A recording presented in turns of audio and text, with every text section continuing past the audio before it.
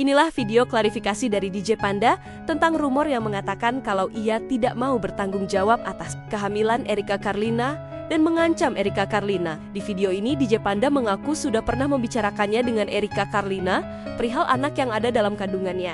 Tapi, simak videonya sampai selesai. Selamat malam. Sebelumnya saya minta maaf kepada pihak-pihak yang terkait terhadap masalah ini. Kenapa sampai saat ini saya baru bisa buka suara? Karena nama saya sudah disebut. Sebagai laki-laki, saya sudah bertanggung jawab. Maka setidaknya izinkanlah saya untuk menceritakan kronologi dan meluruskan beberapa hal.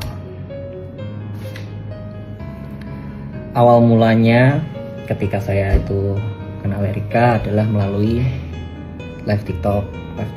Saya live TikTok, Erika give saya, kemudian kita lanjut DM-an. Setelah lanjut DM-an, itu lama, kita lost kontak lagi. Tidak ada kontak sama sekali sampai di bulan November kemarin. Saya dan Erika janjian untuk main biliar di Cubic Billiard Senci. Cubic ya, mungkin Cubic ya, pokoknya yang biliar di Senci. Di sana kita minum-minum, teman Erika ada yang datang juga minum. Selesai dari Cubic kita lanjut karaokean.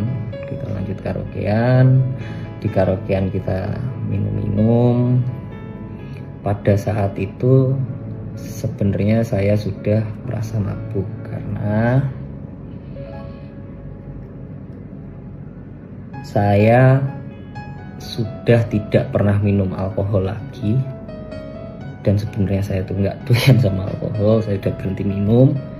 Ketika itu saya minum lagi, jadi ya minum pasti mabuk banget. Dari sana lanjut lagi. Di sana tuh lanjut lagi ke Swill House kita minum lagi. Ke Swill House, kelar dari Swill House lanjut lagi ke Su minum lagi sampai dari private room minum lagi karena aku udah mabuk banget. Kita diajak pulanglah ke kediaman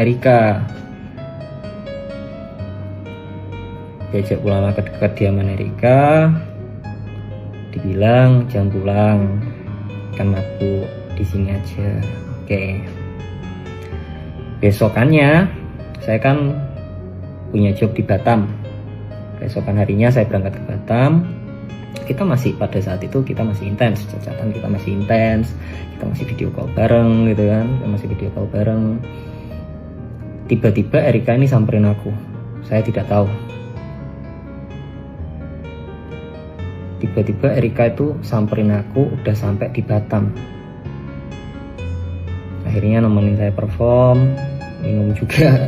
Selesai perform itu minum juga. Pulang bareng. Esokan paginya saya berangkat ke Batu Raja. Kok Batu Raja ya? Mana ya? Jambi. Esokan harinya saya berangkat ke Jambi. Erika pulang ke Jakarta. Kita flat berbeda. Tapi beberapa hari itu, setelah itu kita masih intens chat-chatan, intens video call, hingga Erika ini saya rasa agak aneh. Anehnya kenapa tiba-tiba cuek. Yang awalnya udah makan apa ini, tiba-tiba cuek. Saya coba tanya kenapa, gak apa-apa. Oke, saya diam. Saya coba chat lagi, lama-lama gak ada jawaban. Saya chat sampai bener-bener gak ada jawaban. Akhirnya aku chat panjang, kamu nih kenapa sih sebenarnya, ngomong kalau ada apa-apa itu ngomong, coba jelasin ada apa. Di sana dia marah. Karena dia marah dengan alasan yang tidak jelas, menurut saya itu ya, ini ini tuh ada masalah apa sih, kan nggak jelas. Akhirnya saya cuma jawab dengan emot senyum. Saya jawab cuma dengan emot senyum. Ya sudah. Tiba-tiba setelah itu kita nggak ada kontak sama sekali, di tanggal 30 Desember, itu 1 hari sebelum saya main di Medan untuk acara New Year, Erika telepon. Pertama nanya, lagi apa? Oh, enggak lagi apa-apa. Kenapa? Aku hamil. Dia mengutarakan bahwa dia itu hamil. Pada saat itu karena saya juga syok dan saya masih ada pekerjaan, saya bilang, oke, kamu di rumah sakit mana? Saya akan datang. Tapi saya mau selesaikan perform besok dulu. Gak apa-apa kan? Gak apa-apa, oke. Di hari yang sama saya langsung telepon orang tua saya. Saya jelaskan, Pak, ini hamil. Terus orang tua saya memutuskan, ya sudah, ayo berangkat ke sana. Oke. Singkat cerita, kita berangkat. Saya dengan orang tua saya berangkat ke sana. Orang tua saya menjelaskan kondisi saya seperti dalam podcast tersebut.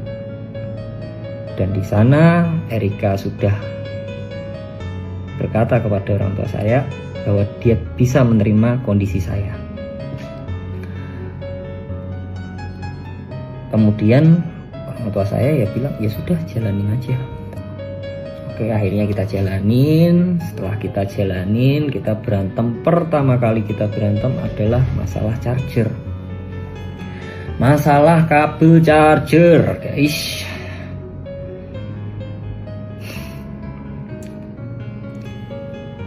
Jadi pada saat itu kabel charger saya kan nggak ada. Dia itu pinjemin kabel chargernya dia. Karena kan itu kan aku kan berangkat keluar kota. Nah, setelah selesai perform, saya buru-buru pulang, terlebih dahulu pulang untuk temani Erika. Karena saya tahu posisinya lagi hamil, saya selesai perform, saya ambil flight yang paling pagi untuk temanin Erika. Saya capek, masih apa. Saya temanin Erika udah nanya, kabel charger di mana? Saya juga belum istirahat kan posisi saat itu kan, saya pokoknya fokus temenin dia aja. Fokus temenin dia deh. Kabel charger di mana? Ada kok. Aku jawab gitu, ada kok. Kasih tahu asisten kamu ya, suruh cari itu kabel charger. Bilang Erika marah. Pada saat itu saya juga tersulut emosi. Saya bilang, ini apa-apaan, cuman masalah kabel charger aja marah.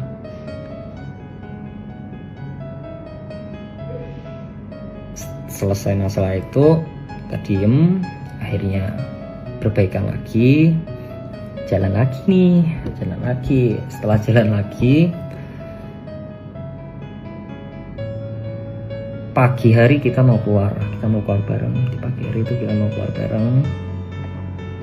Karena pada saat itu celana panjang saya itu semua lagi dicuci, saya bilang, apa aku pakai celana pendek aja ya? Yang agak saya shock pada saat itu, dia berkata kepada saya, kamu tahu nggak jalan sama siapa? Kok bisa-bisanya pakai celana pendek? Jujur, pada saat itu saya sangat terpukul gitu kan. Tapi saya berusaha positive thinking. Oh, mungkin karena ini hormon ibu hamil. Saya diam, saya keluar dari kamar, saya ngerokok, saya mencoba tenangin diri. Kemudian saya berusaha untuk masuk lagi ke kamar tersebut. Saya berusaha untuk masuk ke kamar tersebut, ternyata kamar tersebut itu dikunci. Padahal ingin saya itu untuk menyelesaikan gitu loh. Saya sudah nggak emosi, anggap ya udah deh gitu lah. Saya ketuk gak ada jawaban, saya chat gak ada jawaban. Oh ya sudah, tidak lama orang cincin ini telepon. Orang cincinnya telepon, bilang, "Kak, ini cincinnya udah selesai, udah bisa diambil." Oh oke. Cincin udah bisa diambil, oke. Saya telepon teman-teman saya pada saat itu untuk antar saya ambil cincin. Untuk antar saya ambil cincin sama ngopi. Tapi saya chat Erika, saya bilang saya ambil cincin, saya ngopi dulu. Udah pulang dari sana. Setelah ambil cincin, saya berusaha masuk lagi, ternyata pintu udah dibuka. Tapi ini posisi teman saya sudah pada pulang ya, istilahnya teman saya itu cuma antar saya.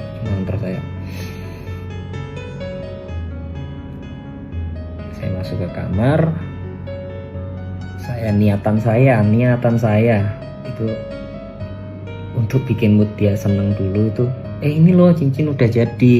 Saya coba tunjukin gitu, cuman reaksinya tidak seperti yang saya kira. Dia bikin kata-kata,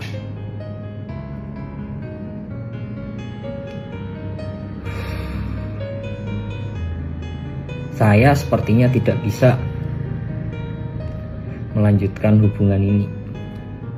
Udah, kamu diam aja.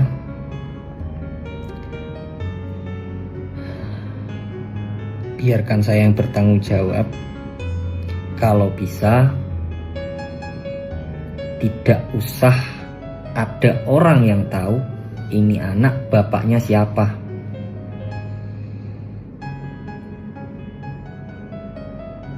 Saya mau apa lagi gitu kan. Oh ya sudah, karena saya sudah mendapatkan kata-kata tersebut, saya ngomong masih pada saat itu saya ngomong, "Nggak marah toh?" Bilang enggak. Oh ya udah, saya beres-beres. Itu jam 2 pagi. Antara jam 2 pagi pokoknya itu udah subuh aja deh.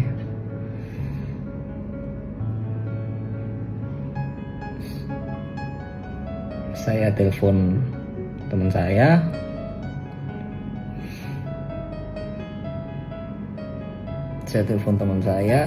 Untuk jemput. Saya beres-beres barang, saya pulang ke rumah saya. Di saat itu juga saya langsung telepon orang tua saya kabarin, "Pah, Mah, ini dia bilang gak mau melanjutkan. Dia tadi bilang aku suruh diam. Kalau bisa anaknya gak usah tahu bapaknya siapa." "Ya sudah kok," papa mamaku bilang gitu, "ya sudah kok, yang penting kamu sudah bertanggung jawab." Oke. Dari sana ya sudah, saya tidak pernah chat-chatan lagi, tidak pernah tanya kabar pun juga tidak pernah, karena saya menghargai kata-kata dia pada saat itu. Sampai singkat cerita tiba-tiba nongol di podcast. Ini rame banget ketika orang-orang itu mengarah ke saya. Di hari yang sama itu saya sudah coba untuk chat Erika, "Boleh telepon nggak? Saya mau klarifikasi."